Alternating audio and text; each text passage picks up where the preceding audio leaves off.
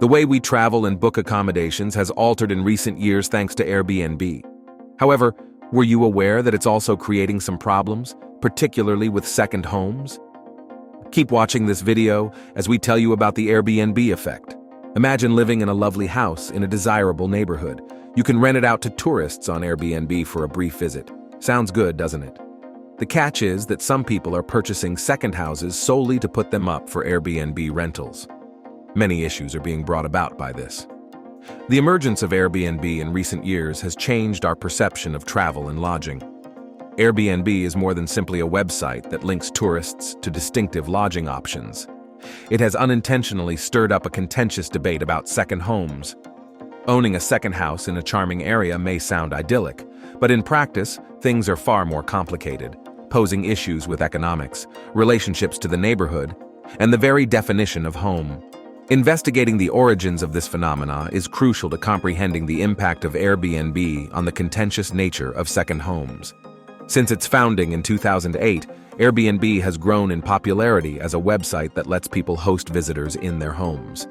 This resulted in a rise in the purchase of second houses intended only for short-term rentals, even while it provided a unique opportunity for visitors to experience local culture and for hosts to make more money. The effect on regional housing markets is one of the main problems this trend is causing.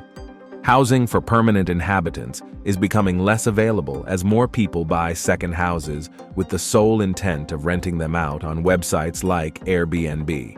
It is inevitable that this scarcity will raise real estate costs, which will make it more challenging for locals, particularly young families, to locate affordable homes.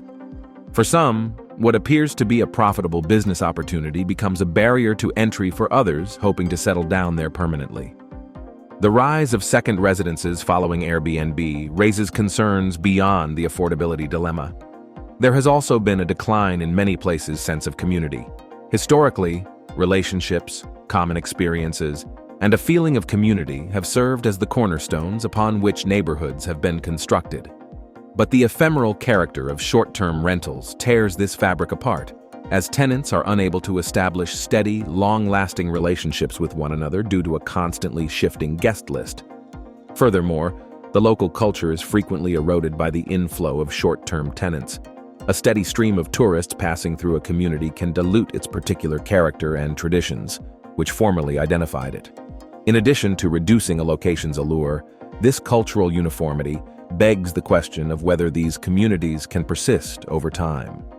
When one takes into account the economic inequality that second homes perpetuate, the division surrounding them becomes even more apparent. Rich people buying second homes in prime areas fuel the growth of local companies that serve their requirements, forming economic enclaves that are even more isolated from the problems of the larger community. Once vibrant neighborhoods become playgrounds for animosity and social inequality as a result of this economic division. It's crucial to remember that there are gray areas in this situation.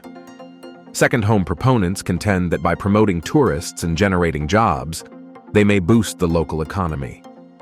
Furthermore, others argue that homeowners may be able to maintain their residences in the face of growing living expenses, thanks to the additional revenue generated by short-term rentals. In an effort to allay these worries and strike a compromise, some localities have begun enacting laws pertaining to short-term rentals. These rules seek to reconcile the demand for affordable housing with the economic advantages of tourism. Some cities have enacted zoning regulations to protect the residential character of neighborhoods, while others, like Berlin and Barcelona, have placed limits on the number of days that a house can be rented out. Early in June 2023, Florence, Italy's mayor, declared that all new short-term rentals in the city's historic center, which is protected by UNESCO, would be prohibited immediately. The action comes in response to global efforts by local governments to control the growth of second homes, Airbnbs, and short-term rentals in light of the growing housing problem and over-tourism. The number of beds set aside for visitors in Venice, Italy, is currently about equal to the number of beds set aside for locals. The city's activists constructed an electronic counter to track this number, illustrating the increasing demand for short-term rentals. This demand is fueled by the popularity of home-sharing platforms like Airbnb, which has surpassed hotel reservations. The growth of commercial operators is expected to propel the short-term rental sector, which is expected to reach a valuation of $228.9 billion by 2030. However, as the global housing crisis worsens due to a lack of available land and labor, locals are beginning to wonder what effect Airbnbs and second houses have on the community. Florence City Mayor Dario Nardella conveyed that there are over 7,000 apartments participating in this type of short-term tourist rental system. He expressed the current challenge for young individuals or new families in locating an affordable rental house. The impact of Airbnb on second home divisiveness highlights the intricate relationship between housing affordability, community cohesion, and commercial interests. Unquestionably, the platform has transformed the way people travel and explore new places, but it has also highlighted the difficulties posed by the privatization of housing.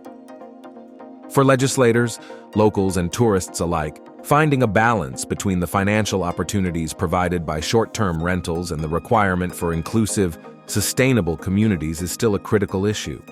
Fostering a conversation that takes into account the various points of view and looks for solutions that put the welfare of the people and the communities they live in first is essential as we negotiate this terrain. One well-known drawback of short-term rentals is that they might decrease the supply of housing available for long-term tenants, which raises locals' rents and housing costs. According to a prior study, the mere act of home sharing via Airbnb accounts for almost 20% of the average yearly rise in rent in the United States. Consequently, legislators have responded to the issue of STR regulation with understandable vigor. For instance, renting an apartment in the majority of buildings in New York City for less than 30 days is now strictly prohibited. The longer-term effects of the surge in STRs over the past 10 years, however, are less evident, even if the short-term effects are well known. Could the long-term rise in demand that services like Airbnb generate more than make up for the short-term harm they cause to the local economy? Regretfully, there is a housing shortage in the United States and internationally due to the short-term renting sector. As a result, rent in large cities is soaring. The Airbnb effect theory posits that hosts reduce the already limited supply of housing by converting long-term rentals that could accommodate local families and residents into short-term rentals for guests. Apart from the scarcity of available housing, there has been a significant deceleration in the development of new homes and restrictive zoning regulations that have further pushed up housing costs. The current mortgage rate is the highest it has been since 2006. Although communities do benefit financially from Airbnb's commercial hosting operations, a tiny group of stakeholders receive the majority of the company's earnings. Roughly 2/3 of listings on Airbnb are managed by around 25% of hosts, according to the watchdog group Inside Airbnb. The research also showed that not all postings are house shares. Rather, some are full flats that have been effectively turned into hotel suites since their operators can make significantly more money from visitors than from tenants who pay market rates. Although Airbnb attracts more guests to certain districts, its popularity among current residents has occasionally wavered. Because short-term leases can be more profitable than long-term tenancies, some property owners are afraid that this is happening. One study, for instance, discovered that full-time Airbnb listings in Manhattan's Lower East Side made, on average, 2 to 3 times the median long-term rent. Short-term rentals are prohibited in Barcelona without a tourism housing license, which is no longer being issued. It creates speculation and illicit economies, and its activities leave nothing positive for local neighbors, causing nuisance and complaints, according to the Barcelona Council, regarding unlawful accommodation. For instance, Barcelona and Venice each welcome around 30 million tourists annually, sparking heated discussion about the implications. There have also been complaints in the past concerning the actions of short-term guests, such as loud parties or clogging up parking lots. However, both hosts and guests can have a good experience using Airbnb and other short-term rental websites. In less touristy neighborhoods, many visitors seek to have more authentic vacation experiences or save money compared to staying at a hotel. While making extra money, hosts have the opportunity to interact with people from all around the world. Before you leave, comment your thoughts below and do not forget to like, share, and subscribe to our channel for more.